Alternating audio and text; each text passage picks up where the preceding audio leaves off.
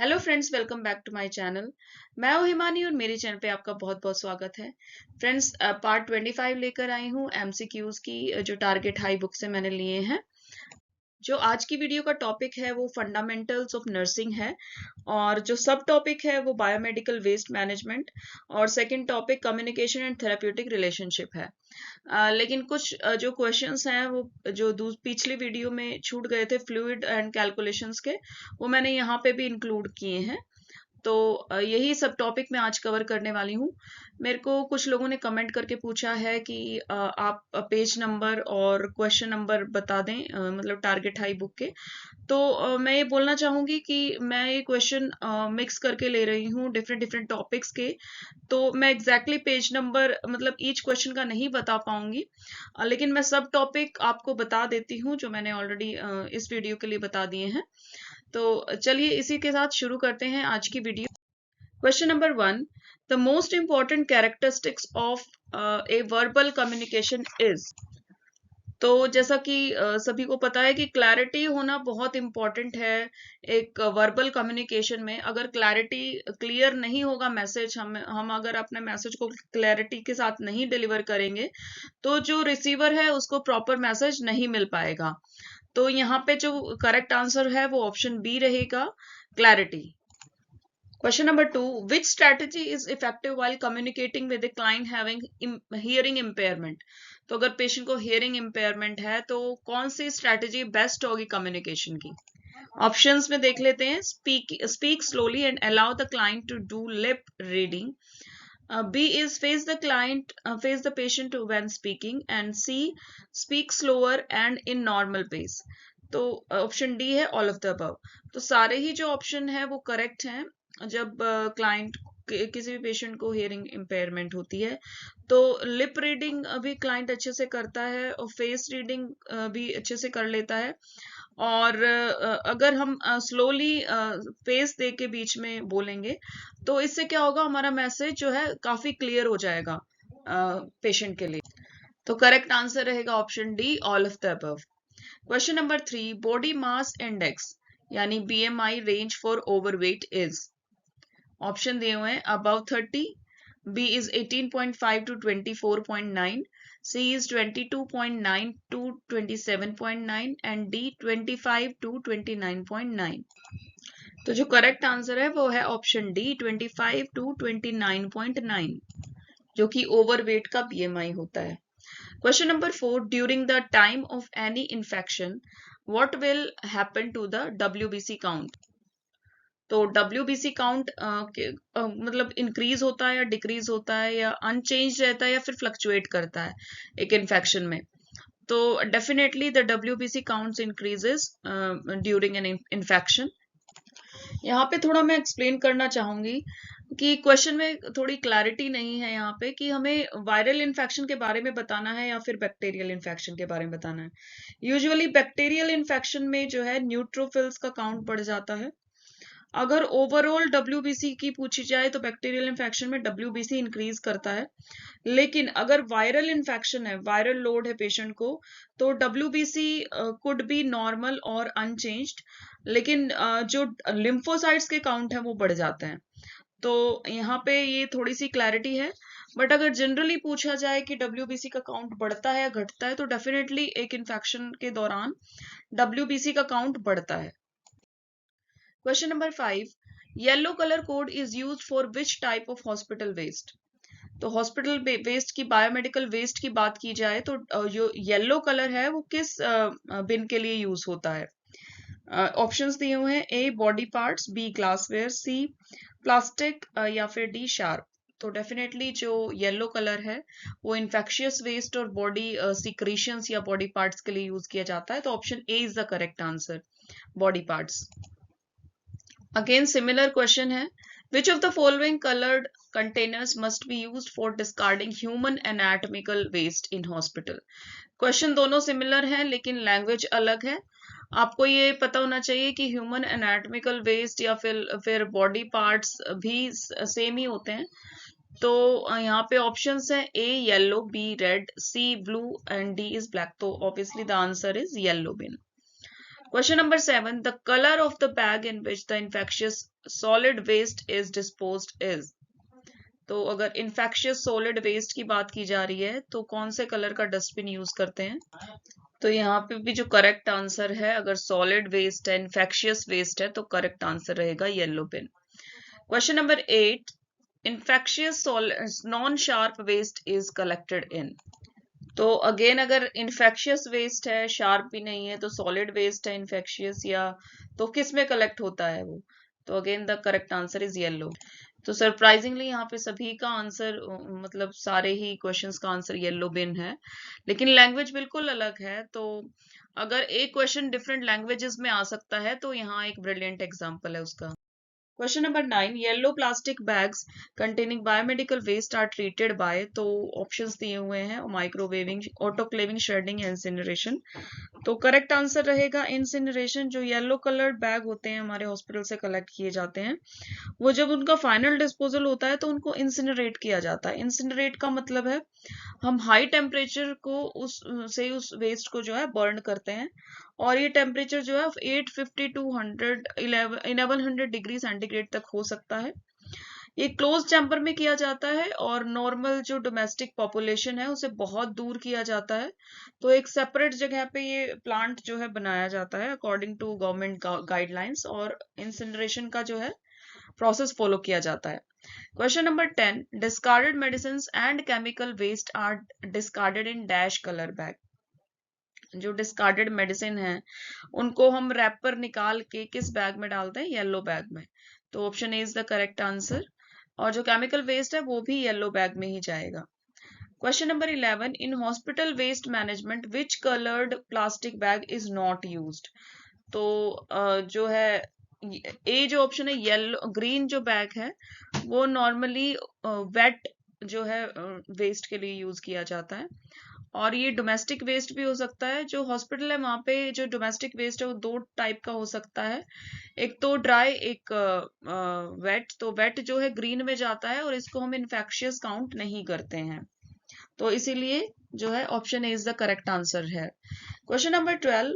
Which coloured disposal container should be used for general waste such as newspaper, food waste, and water bottles that has no contact with the infectious or hazardous material? तो यहाँ पे जो correct answer है वो blue बिन है। हम जो अभी मैंने बताया, जो ग्रीन और ब्लू बिन को डोमेस्टिक वेस्ट के लिए यूज करते हैं, इसमें हम वेट एंड ड्राई को सेग्रीगेट भी कर देते हैं, तो blue bin is the correct answer. Question number 13. In which colored disposal container should contaminated plastic waste such as gloves, IV cannula, and vacuutainer be placed? तो कौन से कलर के बैग में जाएंगे जो वैक्यूटेनर्स हैं और जो IV कैनुलास हैं एंड ग्लव्स? तो ये सारे जो प्लास्टिक कंटामिनेटेड वेस्ट है वो रेड कलर के बिन में जाएगा। Question number 14. Which type of disposal container is designated for for contaminated sharp such as scalpel, needles, sutures, etc.? तो जो पंचर प्रूफ कंटेनर होता है वही यूज होता है जो शार्प के लिए है। तो यहाँ पे ऑप्शंस दिए हुए हैं, black, yellow, puncture proof container, या फिर ब्लू। तो option C is the correct answer, puncture proof container. ये यूजुअली बॉक्सेस ट्रांसपेरेंट होते हैं। Question number 15. Glassware items such as broken ampoules, medicine vials, and test tube should be disposed of in which color dustbins? तो correct answer है blue, option D. जो ampoules होते हैं, जो vials होते हैं, वो किस टाइप के कंटेनर में जाते हैं? तो ब्लू कलर के कंटेनर, और कार्डबोर्ड बॉक्सेस भी यूज होते हैं इन चीजों के लिए। प्लस अगर बड़ी ग्लास बॉटल्स हैं तो ब्लू कलर के जो है पॉली बैग्स यूज होते हैं और उन पे प्रॉपर लेबल किया जाता है। Question number 16. Choose the most therapeutic response to mister Shyam's question, am I going to die? तो ये क्वेश्चन जो है ये कम्युनिकेशन एंड थेरेप्यूटिक रिलेशनशिप से लिए गए हैं, आगे आने वाले क्वेश्चंस।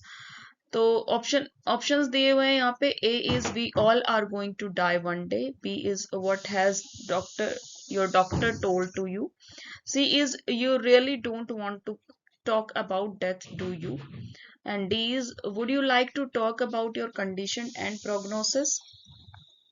तो हमें थेरेप्यूटिक जो कम्युनिकेशन है उसको कैसे एनकरेज करना है अगर एक पेशेंट टर्मिनल स्टेज में क्वेश्चन पूछता है नर्स से, तो हमें यही बताना, मतलब थेरेप्यूटिक कम्युनिकेशन जो है वही होगा जब हम इफेक्टिवली जो है एंड स्टेज डिजीज में भी क्लाइंट से कम्युनिकेट कर पाएंगे। तो ऑप्शन डी यहाँ पे करेक्ट रहेगा। Would you like to talk about your condition and prognosis? तो this is the approach in nurse should used while taking care of a dying patient.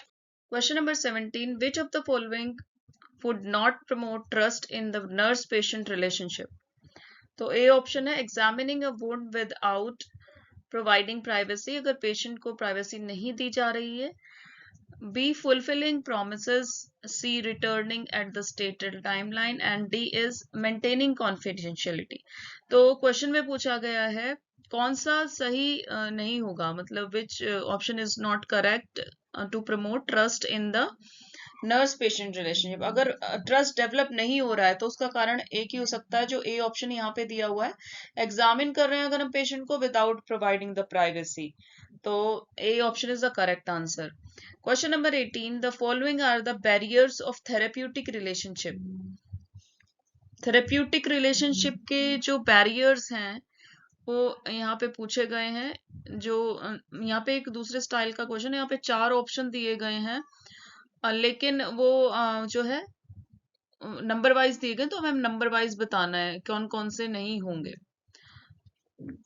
तो फर्स्ट नंबर जो है too many questions, second assertive style, third stereotyping and four patronising. तो एक अच्छी healthy and therapeutic relationship जो होती है वो एक अच्छे कम्युनिकेशन से डेवलप होती है, और ये जो सारे 1 to 4 पॉइंट्स दिए हुए हैं ये हमें बताना है कि इनमें से बैरियर कौन सा है थेरेप्यूटिक कम्युनिकेशन में। तो फर्स्ट जो है too many questions, it is self explanatory कि काफी सारे क्वेश्चन अगर पेशेंट पूछता है तो। सेकंड जो है असर्टिवनेस ऑफ कम्युनिकेशन, तो असर्टिवनेस यानी असर्टिव स्टाइल ऑफ कम्युनिकेशन क्या होता है, जब एक डायरेक्ट कम्युनिकेशन होती है, honest and respectful way use किया जाता है, तो उसको असर्टिव स्टाइल ऑफ कम्युनिकेशन बोलते हैं। जो थर्ड दिया हुआ है वो स्टीरियोटाइपिंग है। स्टीरियोटाइपिंग मतलब एक ऑलरेडी अजम्पशन बना लेना एक किसी के प्रति, तो उसको बोलते हैं स्टीरियोटाइपिंग। और फोर्थ जो है पैट्रोनाइजिंग का मतलब है अगर हम किसी से कम्युनिकेट कर रहे हैं तो हम अपने आप को ही सुपीरियर समझ रहे हैं और दिखा रहे हैं कि I am superior than you, तो उसको बोलते हैं पैट्रोनाइजिंग। तो यहाँ पे जो है असर्टिव स्टाइल ऑफ ये कम्युनिकेशन इज द, मतलब यहाँ पे नहीं फॉलो होगा, यही एक है जो बैरियर नहीं है थेरेप्यूटिक कम्युनिकेशन में। तो C option is the correct answer. 1, 3 and 4 are the correct options for this question. Question number 19, the principles of communication in the workplace include, यहाँ पे 4 पॉइंट्स दिए हुए हैं। Use language that is easily understood, second जो है do not repeat phrases, 3 do not use indirect mode of communication, and जो fourth point है वो है एनकरेज फीडबैक। तो 1, 3 and 4 आर द करेक्ट, तो यहाँ पे option C is the correct answer. जो फर्स्ट थर्ड एंड फोर्थ है वो ही करेक्ट है, बाकी जो सेकंड है इज इनकरेक्ट है। Question number 20, providing health education about the environmental hygiene to the community people is an example of. Options दिए हुए हैं social communication, B is structural communication, C therapeutic communication and D is formal communication. तो अगर आपको community में health education देना है environmental hygiene के ऊपर, तो ये किस टाइप का कम्युनिकेशन है? तो जो ऑप्शन बी है वो करेक्ट है। ये एक स्ट्रक्चरल कम्युनिकेशन है जहाँ पे हम प्रॉपर एक रोड मैप बनाते हैं कि हमें कैसे डेफिनेशन के साथ इंट्रोडक्शन देना है, देन कैसे उसकी इंपॉर्टेंस बतानी है, और the way of maintaining environmental hygiene हमें किस किस टाइप से ये करना है। तो एंड में हम कंक्लूजन देते हैं और ये हम सारी चीजें एक प्रॉपर एविएट्स और एग्जाम्पल्स के साथ एक्सप्लेन करते हैं, तो इसको बोलते हैं स्ट्रक्चरल कम्युनिकेशन। काफी लोगों ने हेल्थ एजुकेशन दिया होगा कम्युनिटी पोस्टिंग में, तो ये उसी का एग्जाम्पल है। Question number 21, which phase of the nurse patient relationship focuses to develop clarity about the patient's preconceptions and expectations of nurses, and develop acceptance of each other and respond to people who can offer help. तो question तो पहले question को समझ लेते हैं। ये एक उस फेज के बारे में बात हो रही है जब नर्स पेशेंट रिलेशनशिप डेवलप होता है और नर्स जो है वो पेशेंट की जो प्रॉब्लम्स हैं उनको समझती हैं, उसके प्री कंसेप्शन समझती हैं और पेशेंट का जो एक्सपेक्टेशन है नर्स से वो समझती हैं और डेवलप करती हैं एक एक्सेप्टेंस आपस में। मतलब जो क्लाइंट है, जब हम जाते हैं हॉस्पिटल में तो हम उनसे कम्युनिकेट करते हैं और एक ट्रस्ट डेवलप करते हैं। ये उस फेज के बारे में बात हो रही है। तो यहाँ पे जो है वर्किंग फेज है ये, तो B is the working phase, जहाँ पे एक रिलेशनशिप डेवलप हो जाता है क्लाइंट के साथ ओरिएंटेशन के बाद। तो this is called the working phase. Question number 22, a strategy commonly used to improve therapeutic communication skills is called। तो एक स्ट्रैटेजी के बारे में पूछा हुआ है जो यूज होती है टू इम्प्रूव थेरेप्यूटिक कम्युनिकेशन। तो इसके ऑप्शन दिए हुए, active listening, B is restating and clarifying, C is validating and D is process recording. तो यहाँ पे नर्स पेशेंट के कम्युनिकेशन के बारे में बताया हुआ है। सबसे पहले आता है एक्टिव लिसनिंग। एक्टिव लिसनिंग क्या होता है? जब क्लाइंट के बारे में नर्स वर्बल और नॉन वर्बल कम्युनिकेशन से जो प्रोसेस जो लिसनिंग करती हैं, जो समझती हैं उनको, उसको बोलते हैं एक्टिव लिसनिंग। बी होता है रीस्टेटिंग एंड क्लैरिफाइंग, जो भी डाउट्स हैं पेशेंट के उनको क्लैरिफाई करना और अपनी बात को पेशेंट के वर्ड्स में बताना। तो ये होता है रीस्टेटिंग एंड क्लैरिफाइंग। और थर्ड जो आता है वैलिडेटिंग, तो वैलिडेटिंग का मतलब होता है कि हम अपनी बात को और मतलब एक म्यूचुअल अंडरस्टैंडिंग डेवलप करते हैं पेशेंट के साथ और यही बात हम पेशेंट को कम्युनिकेट करते हैं। और डी जो प्रोसेस रिकॉर्डिंग होता है उसमें सारी चीजें रिकॉर्ड की जाती हैं, डॉक्यूमेंट की जाती हैं। तो ये चार जो हैं फेजेस होते हैं। एक साइकेट्री में आपने अगर कम्युनिकेट किया होगा क्लाइंट के साथ तो मोस्टली ये फेज बहुत ही क्लियर हो जाते हैं। तो जो डी है ऑप्शन यहाँ पे, process recording is the correct answer. एक स्ट्रैटेजी है जो कॉमनली यूज होती है to improve therapeutic communication. Question number 23, which is the example of one way communication. तो एक वन वे कम्युनिकेशन का एग्जाम्पल यहाँ पे पूछा हुआ है। ऑप्शंस दिए हैं, class lecture, B is group discussion, C conference and D is workshop. तो ऑप्शन ए जो है ना, क्लास लेक्चर जो है मोस्टली वन वे कम्युनिकेशन का एग्जाम्पल है। Question number 24, which is the most important factor for a therapeutic communication. हमारी communication तभी इंपॉर्टेंट और जो इफेक्टिव हो पाती है अगर हम पेशेंट के साथ ट्रस्ट डेवलप करते हैं। तो यहाँ पे जो option A is the correct answer. Other options, B is knowledge, C is respect and D is motivating are mostly incorrect. And जो मोस्ट इंपॉर्टेंट फैक्टर है वो ट्रस्ट ही होता है। Question number 25, response from a receiver to sender is known as. जब sender से receiver की तरफ रिस्पॉन्स होता है तो उसको बोलते हैं feedback. Option 3 C, feedback is the correct answer.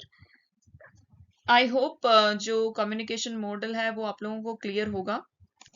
जो कम्युनिकेशन मॉडल है उसमें जो एलिमेंट्स होते हैं वो sender first, then message, then channel, receiver, feedback, environment and noise. ये सारे ही जो हैं क्या बोलते हैं, elements are the communication elements. तो इनके बारे में थोड़ा थोड़ा नॉलेज जरूर होना चाहिए आपको। तो जो सेंडर रिसीवर की तरफ रिस्पॉन्स देता है उसको हम फीडबैक कहते हैं। क्वेश्चन नंबर 25 का answer option C. Question number 26, following radiation therapy, nurse is providing health education to a client. Which of the following is not included in the health education? Options दिए हैं, protect A is protect the skin from direct sunlight, chlorine and extreme temperatures. B, wear loose fitting clothes. C is shave and with an electric razor only. And D is avoid foods which are rich in protein.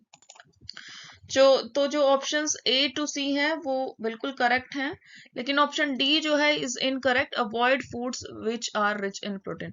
तो हमें protein rich diet की सलाह दी जाती है जब भी radiation या chemotherapy दी जाती है कैंसरस पेशेंट को। तो यहाँ पे जो है option D is the correct answer. Question number 27. Which of the following questioning techniques provide opportunity to discuss? A is restating, B is probing, C is closed-ended questions या D is open-ended question. तो यहाँ पे जो option है, option D is the correct answer. जब भी हम open ended question पूछते हैं क्लाइंट से या अलाउ करते हैं क्लाइंट को पूछने के लिए, तो जो है अपॉर्चुनिटी डेवलप होती है टू डिस्कस.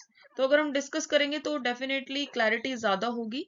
तो open ended question is the correct answer है. Question number 28. How do you describe your experience of being alone? This is an example of. तो एक क्वेश्चन पूछा हुआ है, उसमें पूछा है कि ये किस टाइप के क्वेश्चन का एग्जाम्पल है.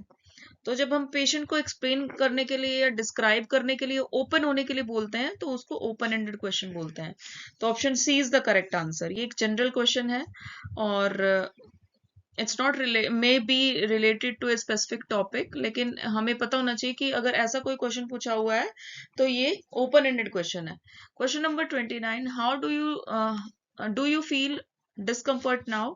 तो यहाँ पे जो है पेशेंट येस और नो में आंसर दे देगा कि येस और नो. तो ये जो एग्जांपल है क्लोज एंडेड क्वेश्चन का, उसके बाद हमें अपॉर्चुनिटी नहीं है कुछ भी डिस्कस करने के लिए.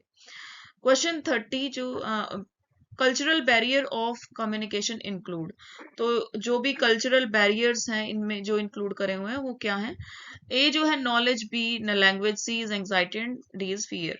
तो डेफिनेटली बी जो है language is the cultural communication barrier. अगर हम इंग्लिश या हिंदी में पेशेंट से कम्युनिकेट कर रहे हैं लेकिन patient is unable to speak both of the language, अगर उसको वो उड़ीसा से बिलोंग करता है और ही और she is speaking in Oriya, तो वो एक टाइप का कम्युनिकेशन बैरियर हो जाएगा और कल्चरल कम्युनिकेशन बैरियर होगा टू बी वेरी स्पेसिफिक, क्योंकि हम लैंग्वेज से कम्युनिकेट नहीं कर पा रहे हैं.